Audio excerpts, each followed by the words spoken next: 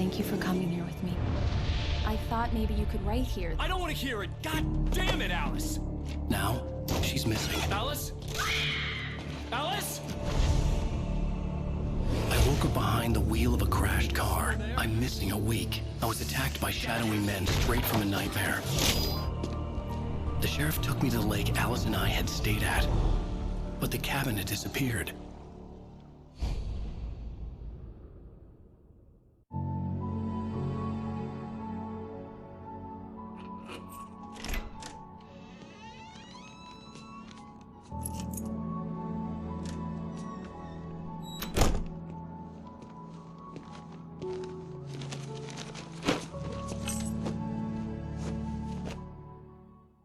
Honey, I'm home. Back here, sweetie. How was it? Worst weather I've ever seen. You should put some coffee on. It'll warm you up.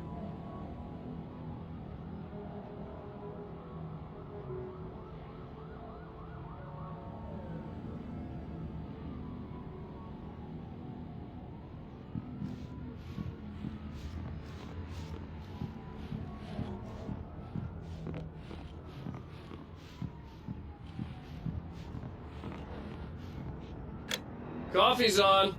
Great, thanks. I'll need it if I'm gonna finish this by tomorrow.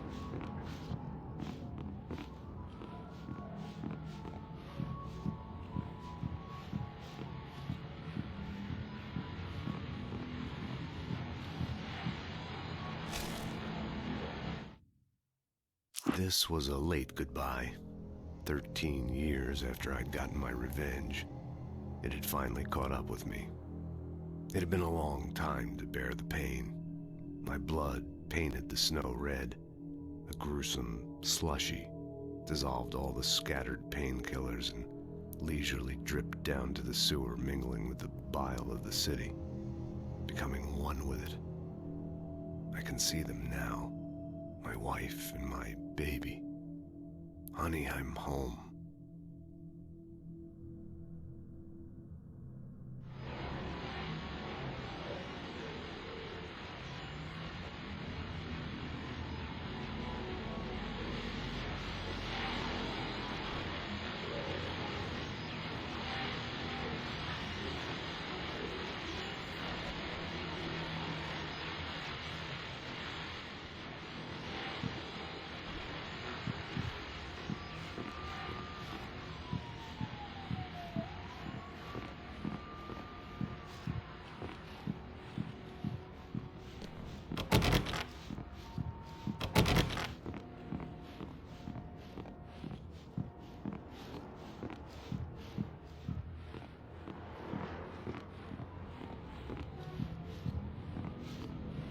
Oh, hey, I just finished those cover mock-ups. They're on your desk. Tell me what you think. No kidding. I didn't think you'd get them done this quickly. On occasion, I can perform all sorts of miracles, my dear. Oh, really? Well, you seemed to think so last night.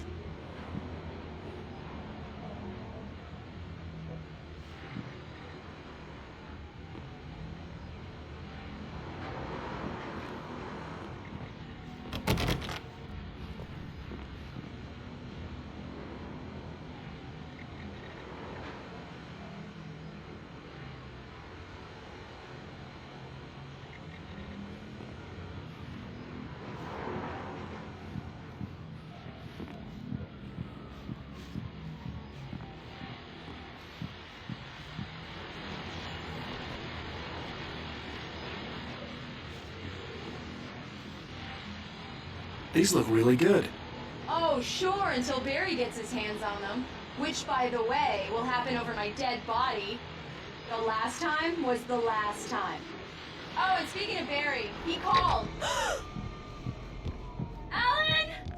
Alan, please check the fuse box. I'm right here. I'm on it, honey. Please hurry! Honey, it's a power outage. I've got the flashlight. Okay. Hi. You okay? I'm sorry. It just really spooked me. Don't worry. We'll just break out the candles. I know it's stupid, but it's just... especially when I'm not prepared for it, you know? It gets to me. I love you. Tell me a story, Ryder. Okay. I used to have these nightmares when I was a kid. The dark really spooked me, too. When it got really bad, my mom gave me this old light switch. She called it the clicker. The clicker, huh? Yeah. If I ever got scared of the dark, I could just flip the switch and a magic light would scare the monsters away. Oh, sure. Here it is. Alan. Maybe it'll help you, too. Yeah, nice story, Ryder boy. You made that up right now, didn't you? No. Seriously. I love you, even if you are a liar. Thanks for this.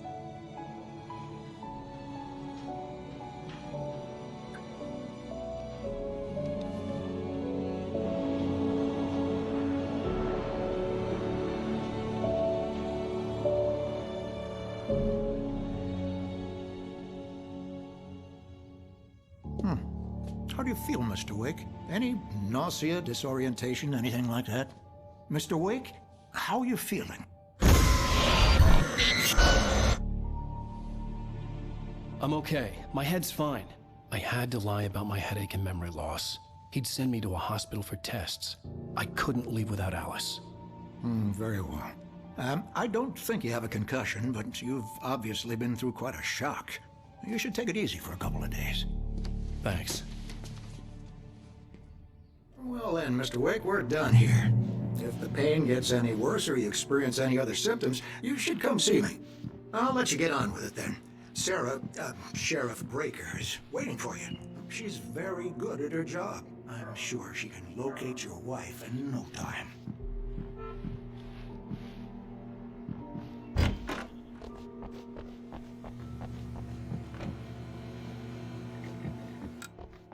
Thank you for testing the lights, Miss Weaver. Everything seems to be fine. I don't have the luxury of being complacent. Yeah, it's Mulligan here. I'm at Stuckey's gas station with Thornton. There's no sign of him. Over. Wait. Yeah, this is Thornton. Very good. Look, we've located the brake book. It's here. That's some good news, right? Stuckey was supposed to be driving it at the rehearsals today. Over. Oh, give me that. Mulligan here. Looks like someone really thrashed the garage. Over. Okay, roger that, guys. Keep looking for Stuckey. Jane's out.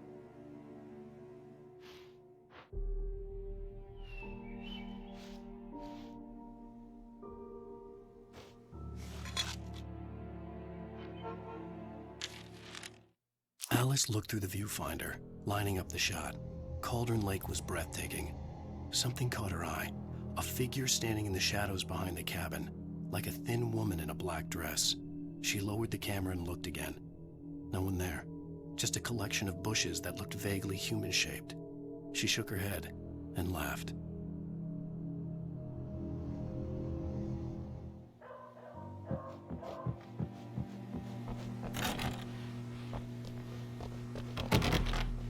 Mr. Wake, the sheriff is waiting for you in her office down the corridor.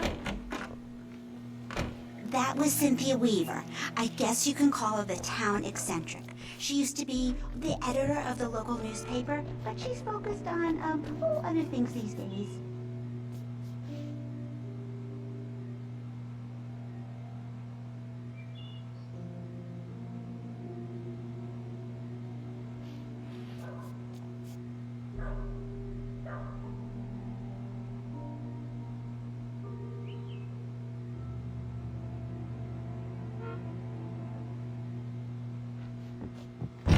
Come in, Mr. Wake. Your phone's on the desk. The battery was dead. It's charged now.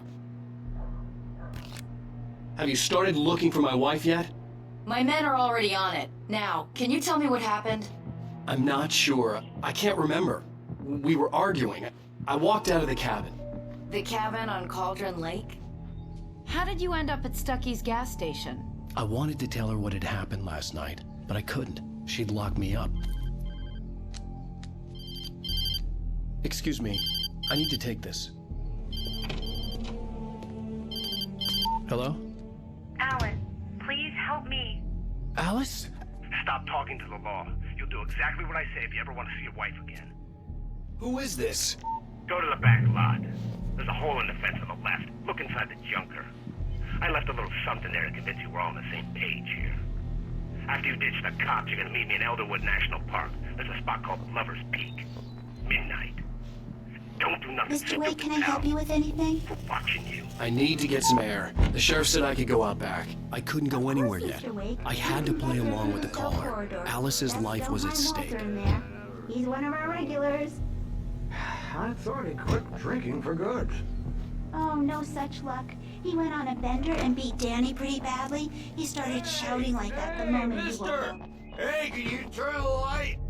The early morning light hurt my eyes and made my head ache. The man on the phone had said, go through the fence on the left.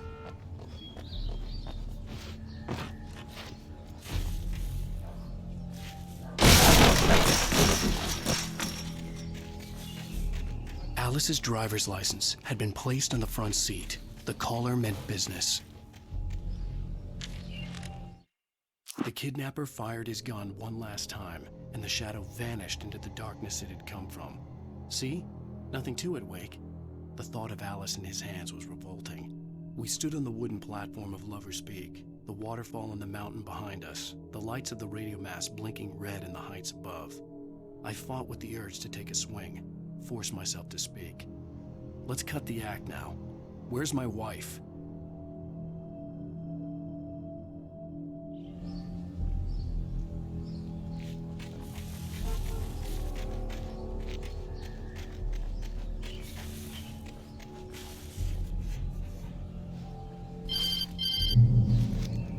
Barry? Ow! Ow! Thank God! Where the hell have you been?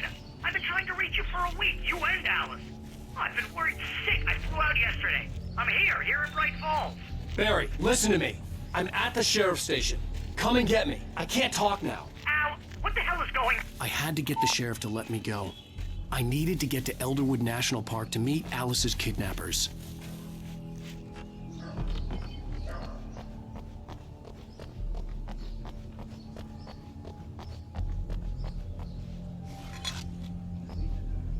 Well, folks, it's been another long night, and it's about time for me to sign off. So, God knows I need to be.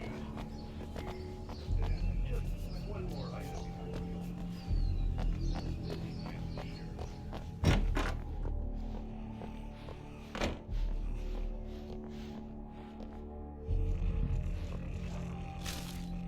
In spite of its human mask, to describe the dark presence as intelligent would have implied human qualities on something decidedly inhuman. Nonetheless, it found the one spot in the diner that was dark enough. Some light spilled into the corridor, ravaging it. But it took the pain. Horrible as it was, the writer would soon fix that. He would be coming to the one place where it still had power.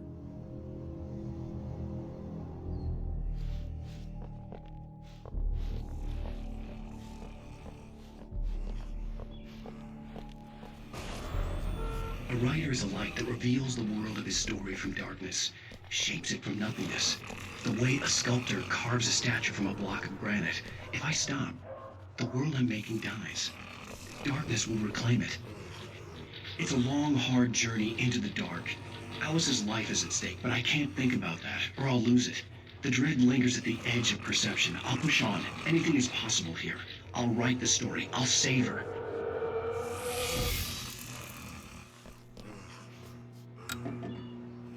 Marvelous, Sarah.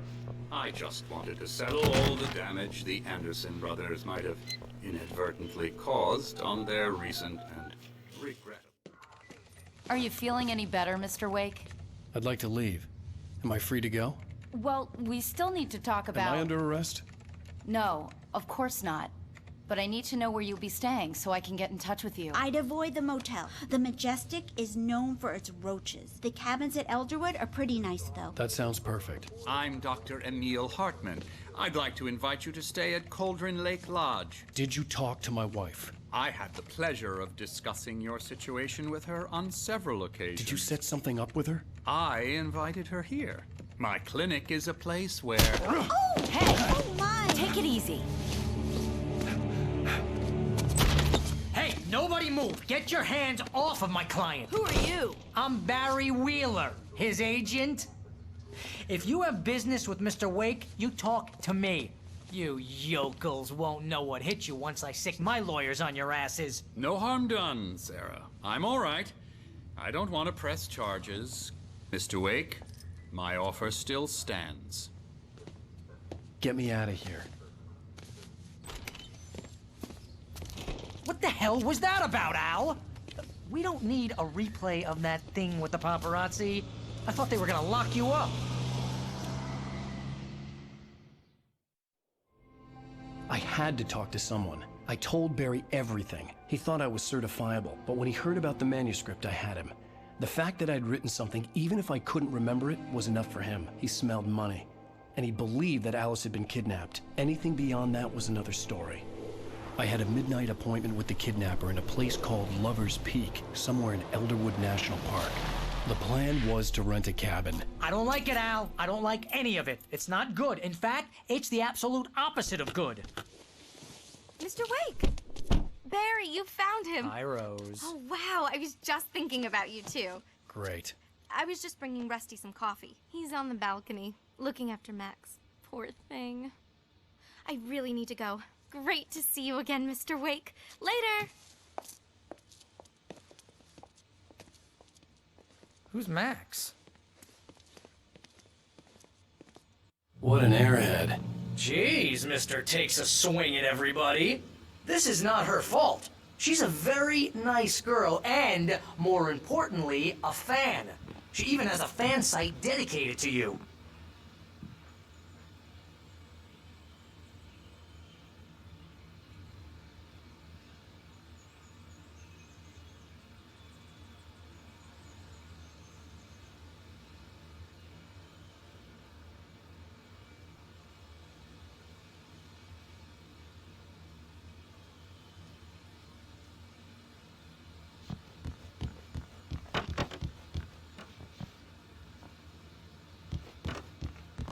Seriously, Al, what you were saying in the car, just listen to yourself.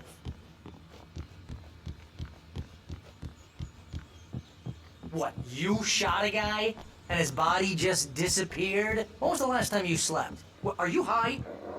Have you been drinking? No! Look, Barry, I'm missing a week, and someone's got Alice, and everything's just... Do you understand what it sounds like when you say stuff like that?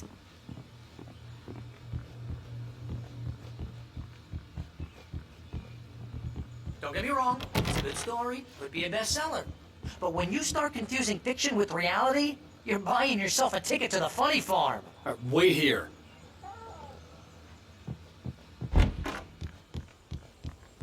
Easy there, boy. I'm almost done. Hey, Rusty, right? You rent cabins. Oh, Mr. Wake. I'd shake your hand, but mine are kind of full here. Actually, I'm sorry about this. Would you mind grabbing the registration form from the desk? It's just across from Bucktooth Charlie. Okay, sure. What happened? Crazy poachers. Max here got his foot caught in a trap. They're illegal to use here. Hell, you're not supposed to hunt within the park at all. But that doesn't stop some lowlifes. Seriously, Al, you can't just go and meet a kidnapper. Those situations always end up in disaster.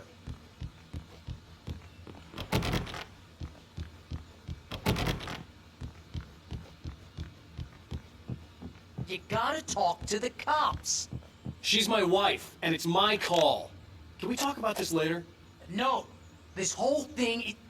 Listen, you hit your head. I mean, geez, Al, come on.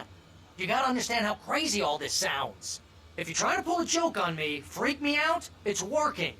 Ha ha, let's have a laugh on Barry. Well, you had me going there real funny, Al. You can quit it now.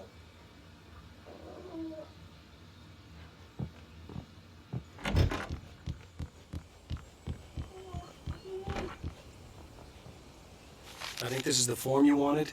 And here are the keys. Okay, you're all set, Mr. Wake. Glad to have you staying here.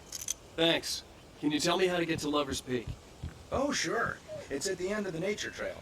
Just follow the paths, you'll get to it eventually. It's an easy walk. Nice spot, too. Look, Al, you're asking me to believe that you shot a dude who went poof into thin air, a guy who was bulletproof until you pointed a flashlight at him. You hear that from people who end up spending time in padded rooms, strapped to their beds, wearing white shirts with too long tangled up sleeves, and eating a healthy diet of pills. Al, you make cruel jokes about people who believe that kind of stuff. You're the skeptic. You gave me an hour-long lecture on homeopathy last month. What was it? If there's no proof, it's pure bullshit. Period. Guess the laugh's on me then. Al, come on! I mean, okay. Okay, maybe something weird happened to you, okay? Well, thanks for the heartfelt vote of confidence. All I'm saying is you gotta throw me a bone here, bestseller. What would you think if it was me? There's no way you should be going out at midnight with a gun. No one asked you to come here, Barry. Either work with me on this or go straight back to New York. Your choice.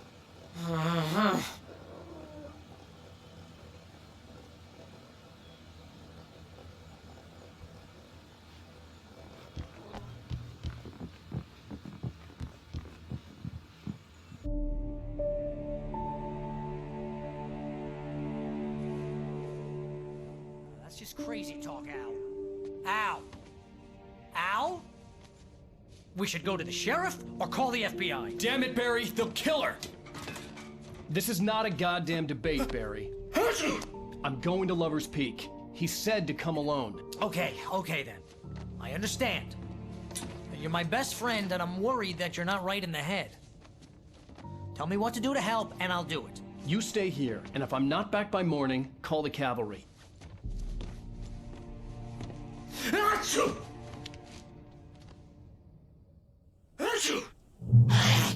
Just be careful with the natives, Al. These yokels are dangerous. Everybody hates a tourist, or it'll be Deliverance all over again. Bless you. Oh, this place is trying to kill me. I'll bet there's mold in here, spores, poison ivy, God knows what. This is so not worth a 15% commission.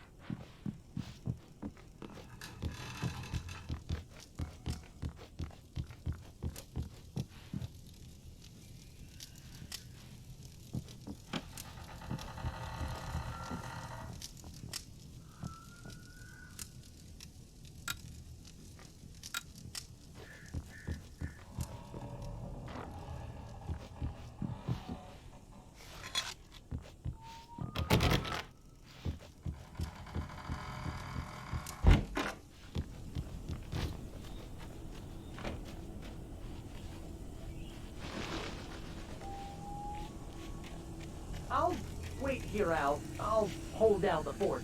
I'll be with you in spirit every step of the way, Al. Locking the door now.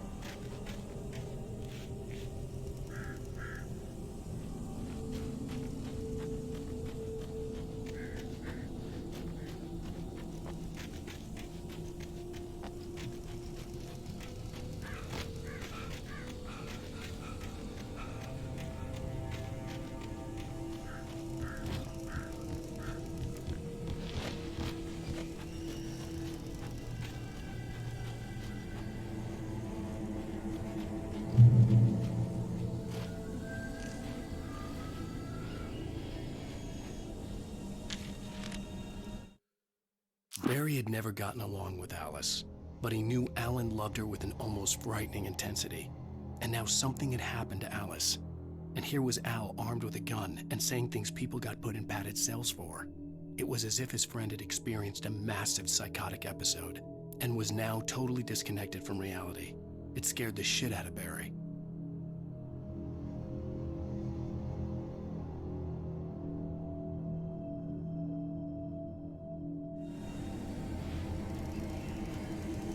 Barry had the keys to the car he rented. Wasn't a long walk to the visitor center, and it wouldn't be any use to me in the forest.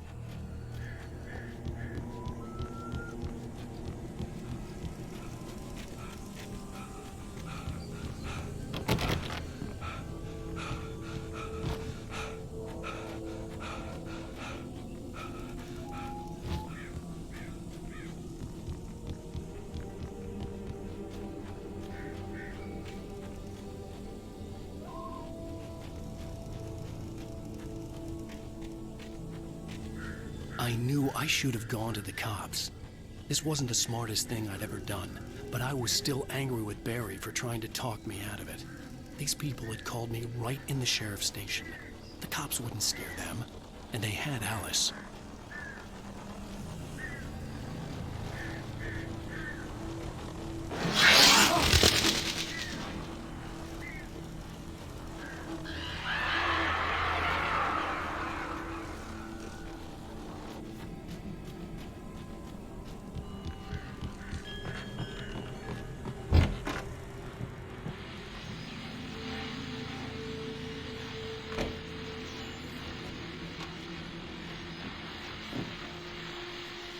Welcome back to the show, folks. As promised, our very own Dr. Nelson has just parked his rear end in the studio. Doc, what's your Deerfest plan like? My plan? You make it sound a lot more organized than I ever seem to manage.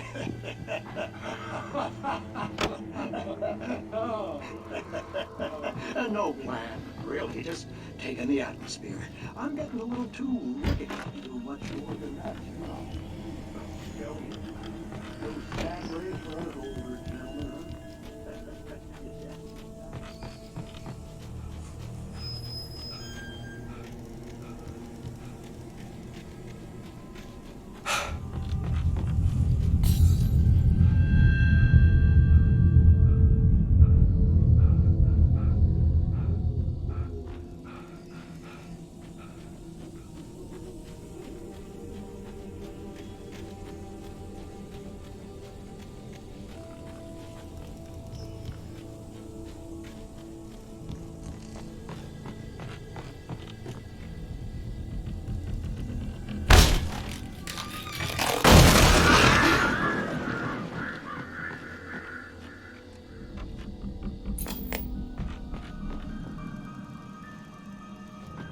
Crime and punishment.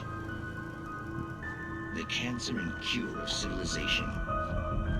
But some crimes are impossible to punish, especially in Night Springs. Tonight's episode, The Man in the Mirror.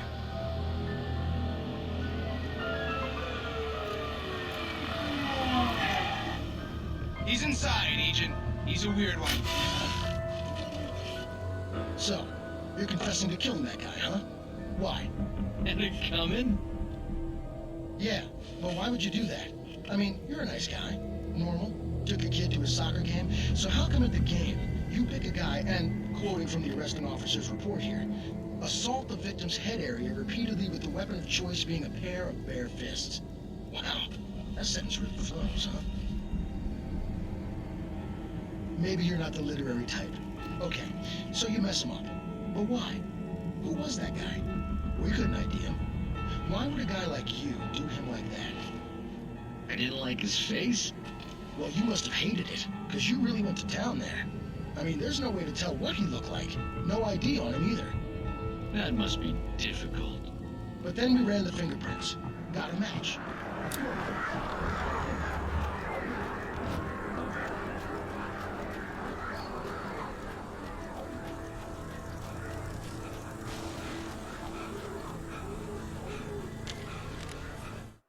The air in the visitor center was heavy with an awful smell, as if some rotten drowned thing had crawled up from its grave.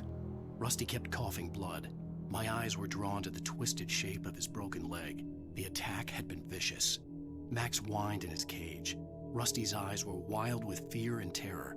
He gasped. "Mr. Wake, it happened just the way it was on that page."